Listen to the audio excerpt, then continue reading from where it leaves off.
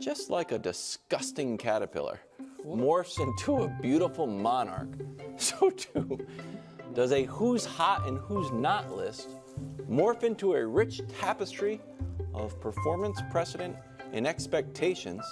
It's a special the finals haven't started until someone wins a road game edition of King of the Hill. Indeed it is, Kevin Wildes. Thank you for the wonderful introduction.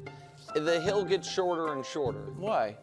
Well, because you don't have 15 people to fill out a hill anymore. You just don't. I mean, the Celtics are playing really 7, but they might as well just be playing 6. And so and the Mavs barely have anyone playing well other than Luka. So we don't have a full 15-person hill. So first we must show you who slid off the hill.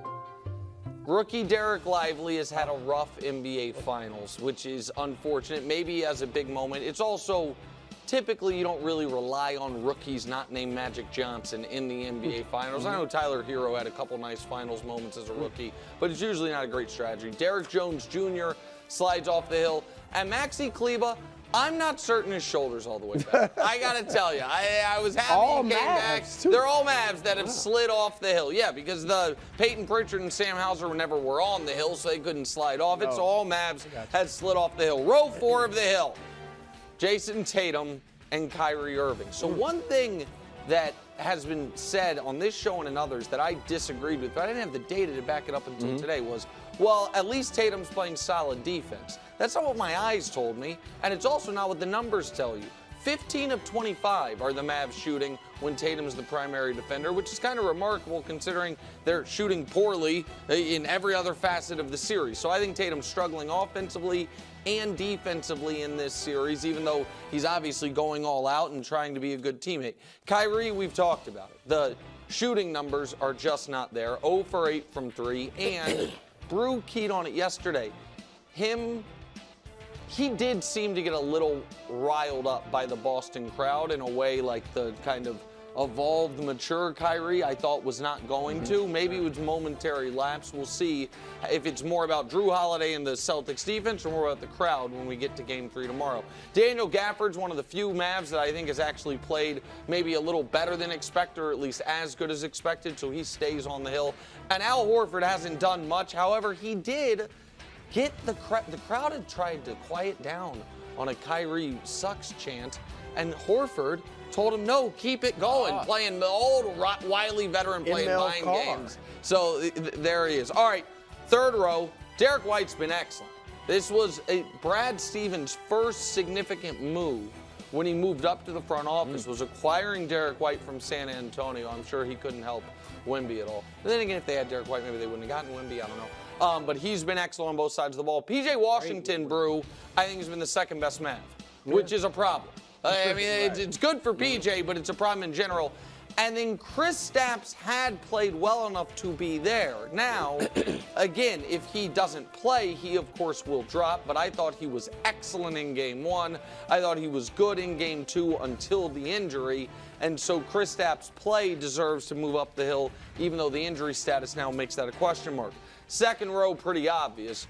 Drew Holiday and Jaylen Brown. Drew Holiday sneakily really struggled offensively in every playoffs with the Bucks, and he obviously had amazing defensive moments, most notably the strip of Devin Booker that led to the iconic Giannis dunk to win Game 5, and he was good for them. But one of the reasons they thought they needed to move off of him was because he wasn't reliable offensively in the playoffs. This year it's been very different, lower usage, more efficient, and I think you pointed out 0 turnovers up to this point in the postseason. And Jaylen Brown, I think, has probably been the best player on the Celtics thus far this series, doing a little bit of everything.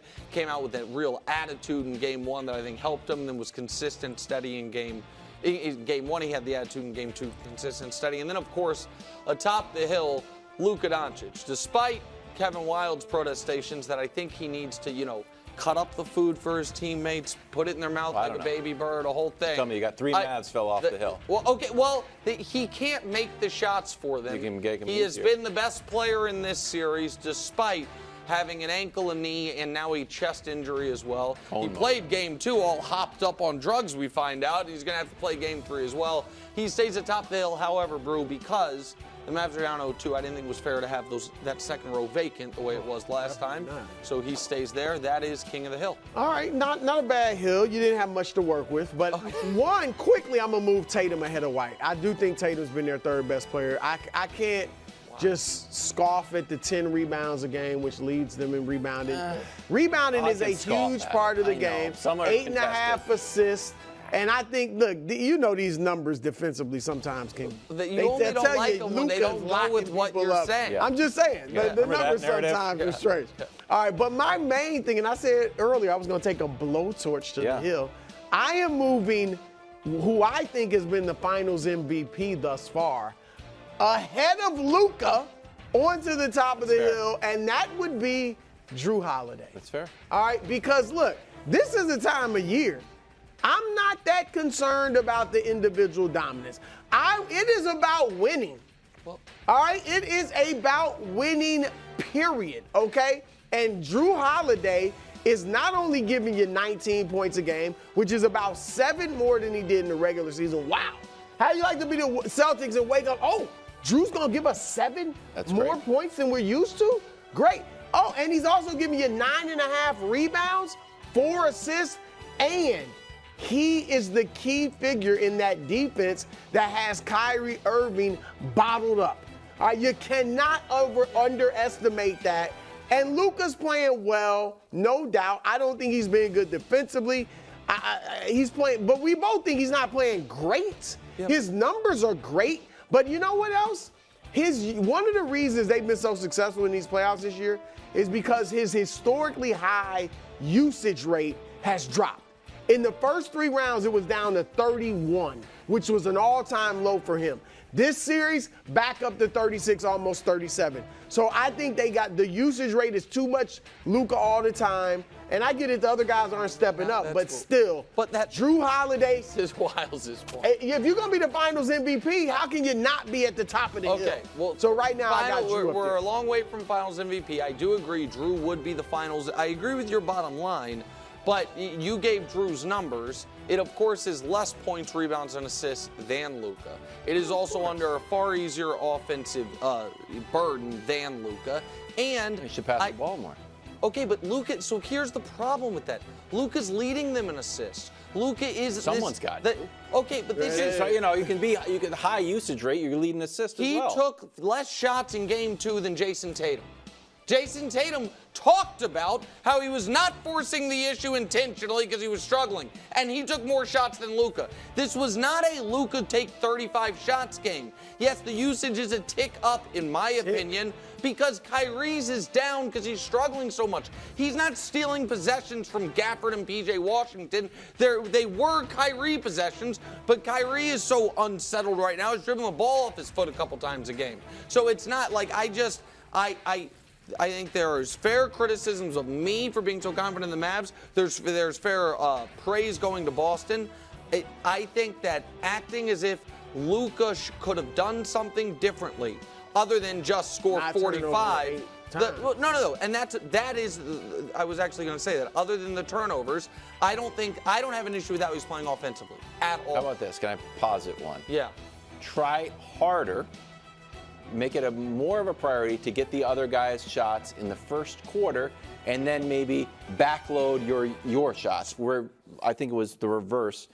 I get it. If he's hot, and he gets out to a big lead. But if those guys are struggling, can he do anything to get them going? So, if I just may reply quickly. Kyrie was 4 or 5 in the first quarter of this past game. No, I'm not talking Kyrie. I'm talking like Derek but Lively those other guys, none of them can create their own shot. They built a team. No, but they don't have the physical ability to do it. They are either lob catchers or catch and shoot threes. And so the Celtics do deserve credit for shutting the water off on that by single coveraging, putting single coverage. But they don't have a guy just give the ball and let him go create other than Kyrie. I'm not saying Luka's been bad. You're just saying. I'm just saying the Finals MVP right now at the top of the hill. Should be top. I don't agree. I understand. Go ahead. Here's why the Celtics are going to win. We don't know who the MVP is. Is it Drew? Is it Jaylen Brown? Tatum is Vegas' pick to be MVP. or quiet MVP. It's kind of like when I was growing up, there was an Intercontinental Championship belt. I never knew it just wasn't the real belt, but it's still like you're playing the JV belt. Kind of like the JV. So that's what I'm giving to Derek White. Here's Derek White this postseason, Brew. He leads the team in three-pointers made and blocks.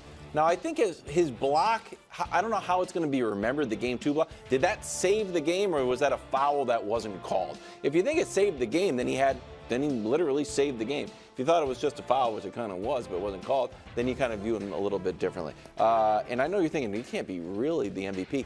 It is on the board that he wins the real MVP. It's on the board. It's on the board. So here's a cool graphic from Josh of finals MVPs who, before they were even all-stars.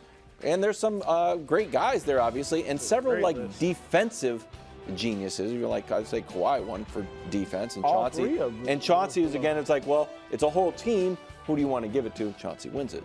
So Derek White, Intercontinental MVP for me. Wow. Okay, yeah. Listen, I think that's I think that's actually a really good take. I think Derek White has been.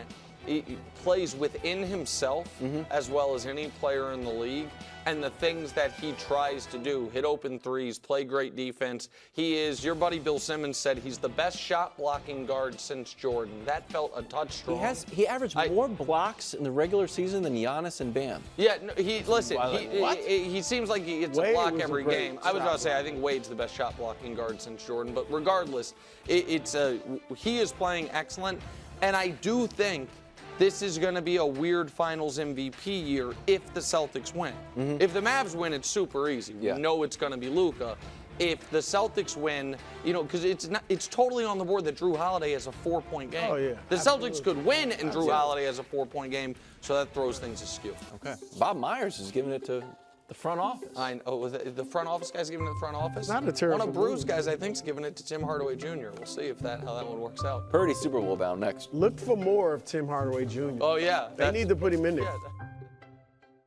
Thanks for watching. Subscribe here to get more from the show and to check out clips from other shows on FS1.